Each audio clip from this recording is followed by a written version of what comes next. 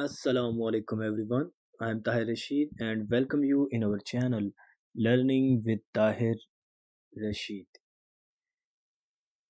Today I will guide you about FSC Part 1 Chemistry.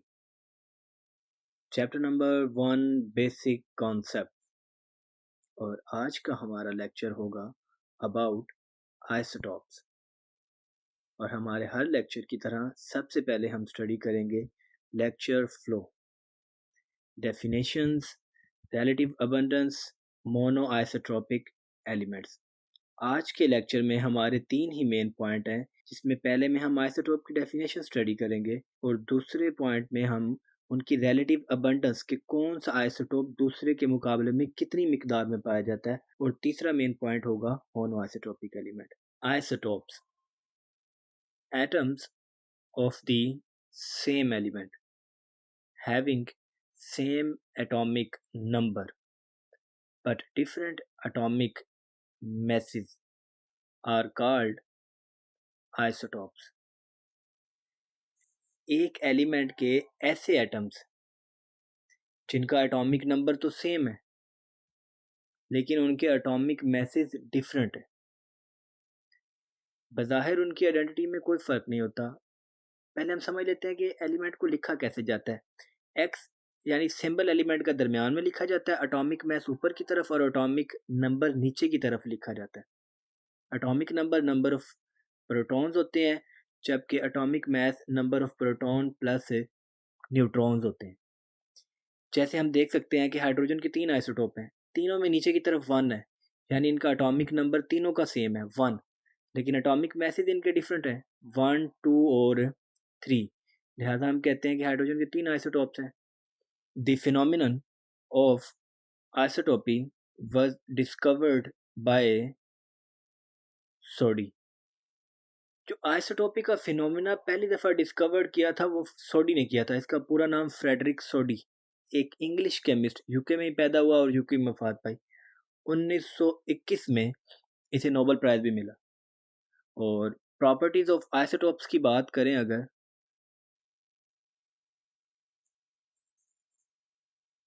कि इनकी properties होती क्या हैं, ये कैसा बिहेव करते हैं, तो पहले इसकी प्रॉपर्टीज़ है isotopes have same number of electron and proton but different number of neutron in their nuclei। यानी किसी भी आइसोटोप्स में नंबर ऑफ इलेक्ट्रॉन और प्रोटॉन सेम होते हैं, बराबर होते हैं, लेकिन उनमें नंबर ऑफ न्यूट्रॉन डिफरेंट होते हैं। यानी इनका एटॉमिक नंबर सेम है लेकिन इनका मैस नंबर डिफरेंट न्यूट्रॉन्स की वजह से है। Isotope of the element have different physical properties due to different number of neutron in their nucleus. कि आइसोटोप्स की जो फिजिकल प्रॉपर्टीज होती हैं ना, वो डिफरेंट होती हैं क्योंकि इनमें न्यूट्रॉन नंबर डिफरेंट होते हैं, नंबर ऑफ न्यूट्रॉन्स डिफरेंस है। इसकी वजह से इनका एटॉमिक मैस बढ़ जाता है या फिर कम हो जाता है। यही वजह है कि इनकी फिजिकल प्रॉपर्टी जो मैस पे डिपेंड करती हैं। डेफिनेटली जैसे मैस चेंज होगा वैसे फिजिकल प्रॉपर्टीज भी चेंज हो जाएंगी। तो हम कहते हैं isotope of an element have same chemical properties because they have same number of valence electrons as during chemical reactions valence electrons are involved। जो आइसोटोप्स होते हैं ना, इनकी केमिकल प्रॉपर्टीज सेम होती हैं क्योंकि केमिकल प्रॉपर्टीज डिपेंड करती हैं वैलेंस इलेक्ट्रॉन्स पर। हम ऊपर पढ़ चुके हैं कि आइसोटोप में इलेक्ट्रॉन और प्रोटॉन सेम होते हैं। यही वजह है कि तमाम आइसोटोप एक जैसा केमिकल रिएक्शन करते हैं कि केमिकल रिएक्शंस में वैलेंस इलेक्ट्रॉन्स इन्वॉल्व होते हैं। जब उनकी तादाद ही सेम है तो वो रिएक्शन भी एक जैसा ही करेंगे। Point 4, same position in the periodic table since they have same atomic number, क्योंकि आइसोटोप्स का एटॉमिक नंबर सेम है। अगर हम कहें कि पीरियोडिक टेबल की जगह मॉडर्न पीरियोडिक टेबल में, तो वो बात वाज़ेह हो जाएगी कि मॉडर्न पीरियोडिक टेबल में क्योंकि एलिमेंट को उनके एटॉमिक नंबर की बुनियाद पर अरेंज किया गया था, लिहाजा इस पीरियोडिक टेबल में इनकी पोजीशन सेम है, क्योंकि इन सब का एटॉमिक नंबर तो सेम है।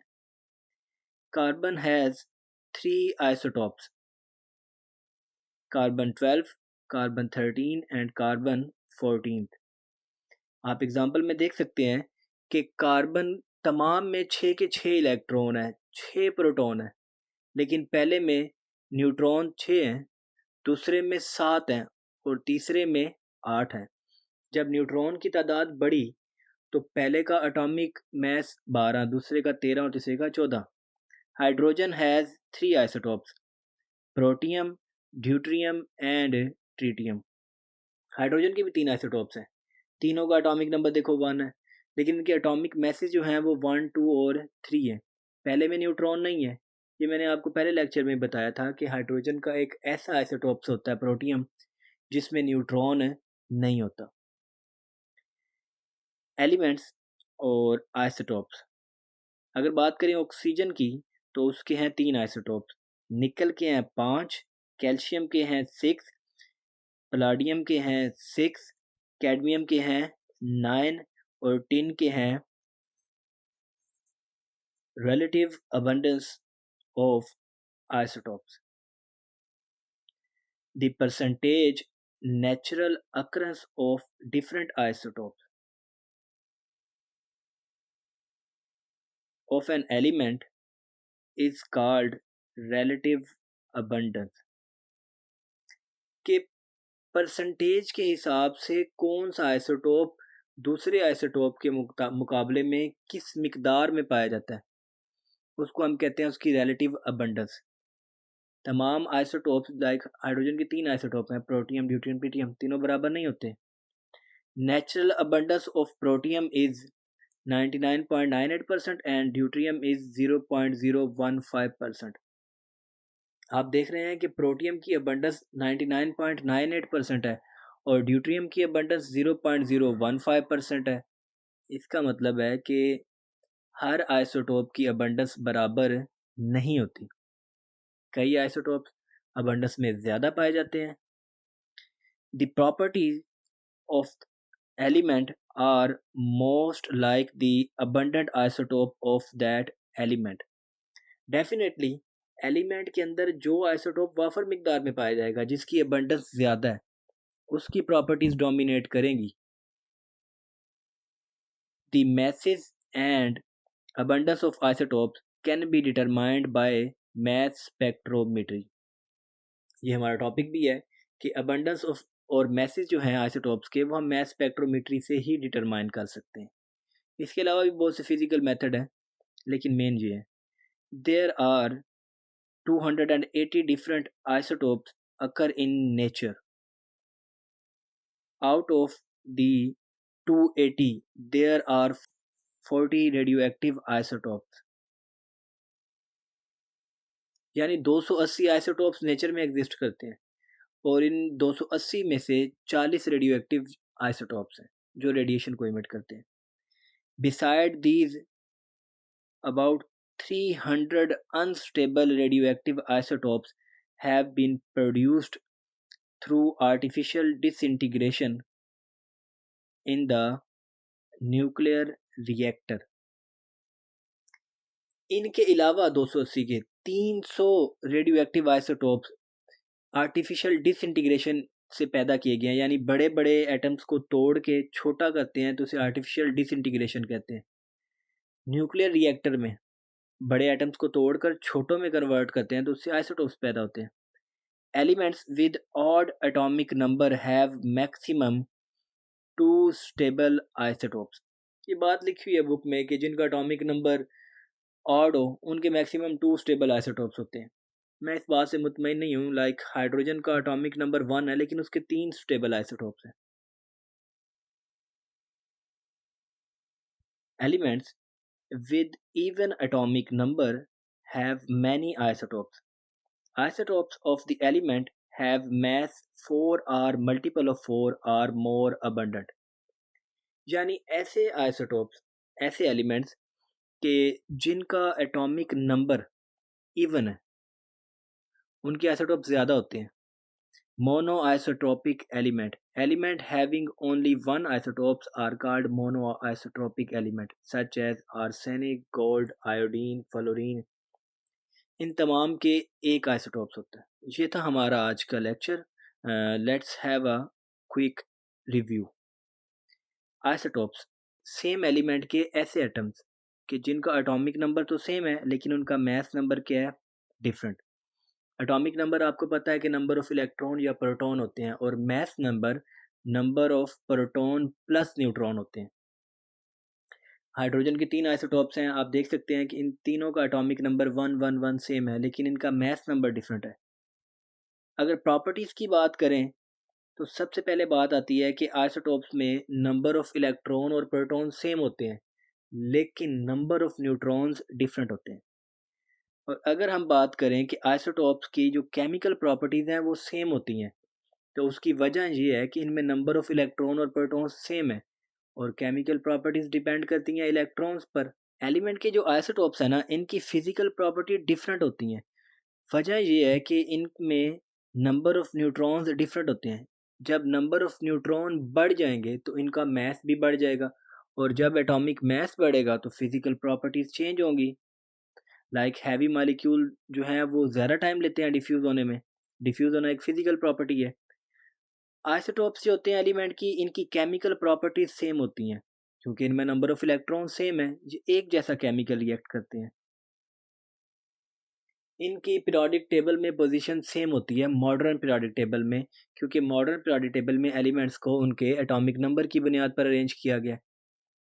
इसी तरह हमने कुछ एग्जांपल्स पढ़ी कि कार्बन के 3 आइसोटोप्स थे, हाइड्रोजन के 3 आइसोटोप्स थे, और ऑक्सीजन के 3 और टिन के 11।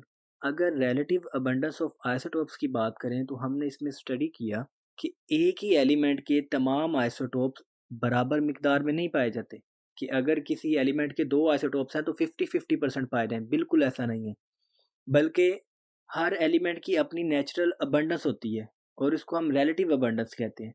जैसे H2 को अगर देखें तो इसमें प्रोटियम जो है वो 99.98% है, ड्यूट्रियम जो है वो 0.015% है।